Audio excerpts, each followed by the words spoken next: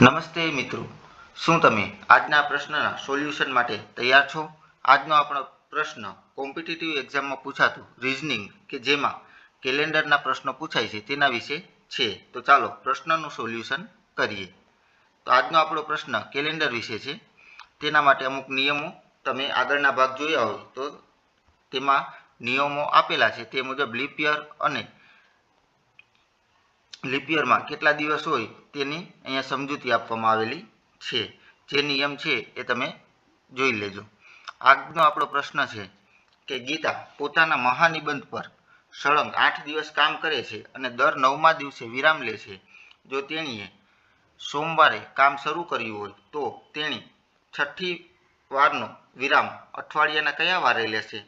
તો કે અહીંયા આપણે જોઈશું કે ગીતા છે એ 8 દિવસ પછી 9મા દિવસે વિરામ લે છે. એટલે કે કુલ 9 દિવસ આપણે ગણવાના થશે. એટલે પહેલો વિરામ 9મા દિવસે થશે એટલે આપણે છઠ્ઠો વિરામ ગોતવાનો છે અને તેનો વાર ગોતવાનો છે. તો આપણે એક વિરામ છે ત્યારે 9 દિવસ થાય છે, તો એવા 6 આપણે વિરામ લેવાના છે.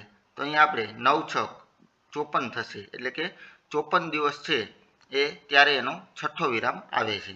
તો 54 દિવસ છે તો તેના માટે આપણે અહીંયા જોઈએ કે 54 દિવસ છે એટલે કેટલા અઠવાડિયા થાય? તો કે 54 દિવસ એટલે કે 7 અઠવાડિયા, 7 × 7 = 49 અને બીજા 5 દિવસ એટલે કે 54 દિવસ થાય. તો તમે જાણો છો તેમ અઠવાડિયું એક હોય તો સોમવારે અઠવાડિયું શરૂ થતું હોય તો અઠવાડિયા પછી પાછો સોમવાર જ આવે છે, જે આપણે આગળ જોઈ ગયા છીએ. એટલે 7 અઠવાડિયા પછી સોમવાર જ આવે. હવે 7 અઠવાડિયા પછી સોમવાર આવે એટલે કે 7 × 7 એટલે કે 49મા દિવસે સોમવાર આવશે. પછી આપણે જોઈએ કે વત્તા 5 દિવસ એટલે સોમવાર પછીના 5 દિવસ એટલે સોમવાર પછી આપણે ગણીએ તો મંગળ, બુધ, ગુરુ, શુક્ર અને શનિવાર.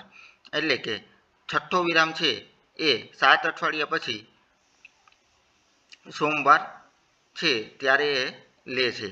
આમ આપણો જવાબ છે 5મો દિવસ શનિવાર મળશે. આ પરથી આપણે અઠવાડિયાનો 5મો દિવસ એટલે શનિવાર આપણને જવાબ મળે છે. તો અમારી યુટ્યુબ ચેનલ ઇઝી એજ્યુકેશન 4 3 ને લાઇક, શેર અને સબસ્ક્રાઈબ કરશો.